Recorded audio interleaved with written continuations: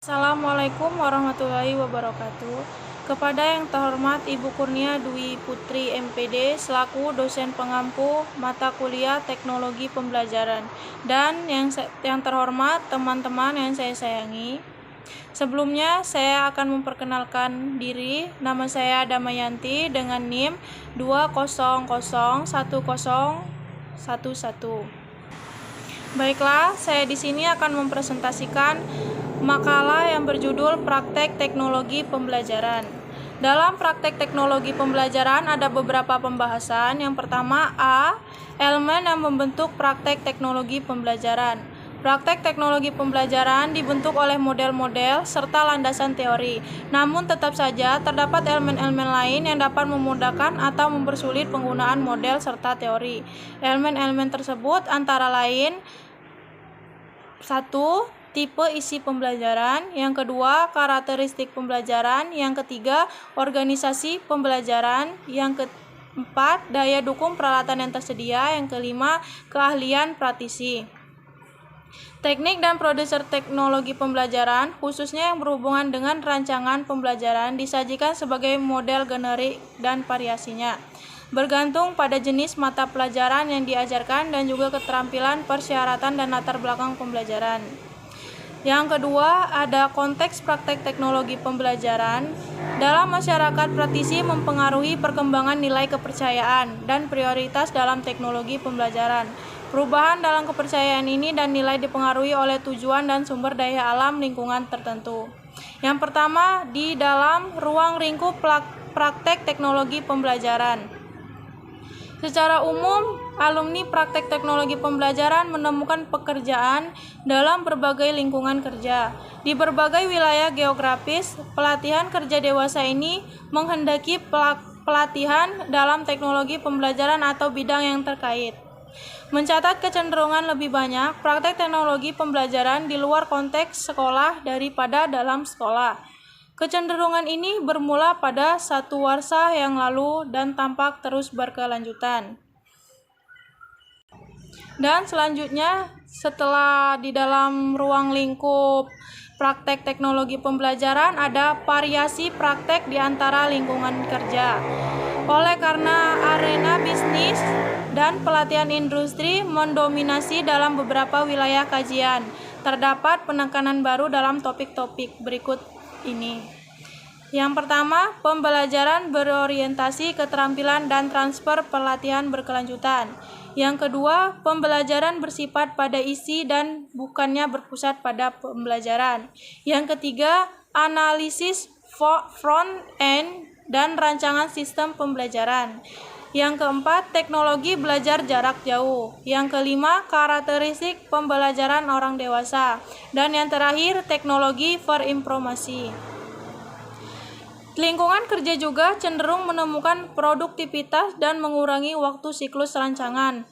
Tekanan-tekanan ini mengarah pada perkembangan sistem dukungan performasi elektronis dan pendekatan baru pada rancangan dan perkembangan dalam pencarian teknik yang lebih efisien. Lingkungan sekolah memiliki kebutuhan lain yang berpengaruh pada praktek teknologi pembelajaran. Ini ada beberapa. Pembelajaran fleksibel dan berpusat pada guru, memenuhi kebutuhan siswa secara komprehensif. Pembelajaran yang tidak bergantung pada rancangan front-end secara ekstensif. Yang terakhir, asesmen dan evaluasi. Tidaklah mengherankan bahwa bidang studi ini memiliki kesulitan dalam penerapan prosedur dalam dua lingkungan ini secara persis tanpa penyesuaian. Meskipun terdapat 3 prosedur generik yang dapat dipandang bisa mengatasi kendala lingkungan, tetapi prinsip teknologi pembelajaran dan terapan dalam banyak lingkungan mengajar memungkinkan terciptanya lapangan untuk praktek dalam bidang teknologi pembelajaran yang memungkinkan untuk terus berkembang. Yang selanjutnya ada C, pekerjaan teknologi pembelajaran. Ada beberapa di dalam pekerjaan teknologi pembelajaran. yaitu praktisi juga berkepentingan dengan salah satu ranah bidang studi, tetapi profesional sekolah cenderung menentukan spesialisasi lingkungan hidup, teknologi. Pembelajaran menghalangi pencapaian keahlian oleh individu tertentu dalam suatu ranah kegiatan. Hal ini berlaku ahli teori dan praktisi. Kebanyakan teknologi pembelajaran memiliki pekerjaan yang menuntut keterampilan tertentu dalam satu atau dua hal. Misalnya dalam rancangan dan pengembangan teknologi tertentu pada pemakaian media. Selanjutnya ada D, peranan keahlian para praktisi. Yang pertama, pelatihan formal dan pelatihan ulang. Yang kedua, klasifikasi kompetensi profesional. Di dalam klasifikasi kompetensi profesional ada beberapa menurut satuan tugas tersebut. Rumusan kompetensi selain diperlukan sebagai dasar untuk sertifikasi juga dapat digunakan untuk 1. Penilaian diri dan pengembangan diri. Kedua, menciptakan terminologi yang sama. Yang ketiga, pengembangan program akademik. Yang keempat, membantu untuk mengidentifikasi praktisi yang memenuhi syarat.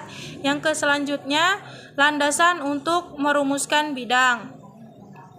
Dilanjut dengan E, etika praktek teknologi pembelajaran. Yang pertama, memodifikasi standar etika. Yang kedua, kepedulian etika profesi. Kepedulian etika profesi, teknologi baru telah menciptakan isu etis yang lain yang tidak begitu tampak dan kelihatan tidak berpengaruh. Misalnya, persoalan persamaan dalam kesempatan pendidikan dapat menjadi isu teknologi, baik secara etis maupun praktisi. Hal itu merupakan dilema. Perhatian etis itu bisa menjadi kompleks ketika pengaruh teknologi semakin kelihatan. Dalam situasi ini, sulitlah untuk menentukan perilaku yang bagaimana dipandang, tepat dan apa yang bisa memiliki pengaruh negatif jangka panjang. Yang F, peran praktisi dalam mempengaruhi evolusi teknologi pembelajaran.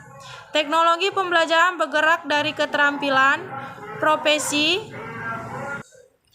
Evolusi ini paralel dengan pertumbuhan dari praktek di tingkat teknis di tempat kerja menjadi kegiatan profesional yang menghendaki pengetahuan dan penyiapan yang lebih tinggi. Evolusi ini mendeskripsikan dalam rangkaian studi mengenai bidang studi dan juga dalam upaya mendefinisikan ruang lingkup dan fungsi bidang studi. Yang G, penelitian tentang pekerjaan dalam media pembelajaran tahun 1970. Pada akhir dasawarsa 1960-an, the Department of Audiovisual Instruction of the National Education Association cikal bakal AECT melakukan analisis praktek teknologi pembelajaran pada saat itu. Proyek ini dilakukan dengan cara untuk menganalisis bidang studi itu dan menjadi sejarah tersendiri untuk praktek teknologi pembelajaran. Laporan proyek ini adalah Jobs in Instructional Media Validation et al. 1997 dan lebih dikenal dengan The James Report. Dasar-dasar bidang studi. Ada beberapa penelitian James didasarkan pada dua orientasi berbeda. Yang pertama ialah konsep analisis pekerjaan fungsional, functions job analysis. Teknik ini dikembangkan oleh Sins Fein dari Ufjon Institute for Employment Research, melibatkan identifikasi tugas pekerjaan secara lengkap. Tugas tersebut dikelompokkan dalam bentuk apakah tugas itu masuk kategori data, orang, atau benda. Setiap kategori selanjutnya dibagi menjadi fungsi-fungsi yang dapat dideskripsikan menurut tingkat kesulitan dan jumlah pembelajaran yang diperlukan untuk melakukan fungsi itu.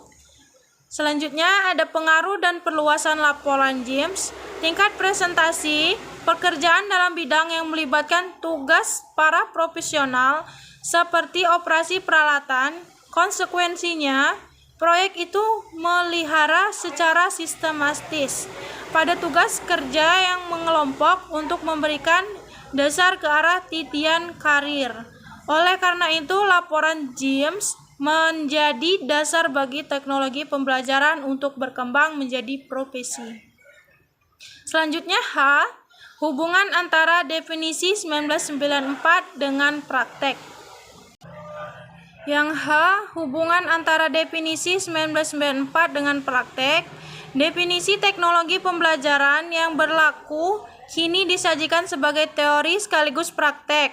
Ranah-ranahnya menunjukkan dasar pengetahuan bidang studi itu, di samping memberikan skema utama untuk mengklarifikasikan secara spesifik bagaimana pengetahuan ini diterapkan di lapangan.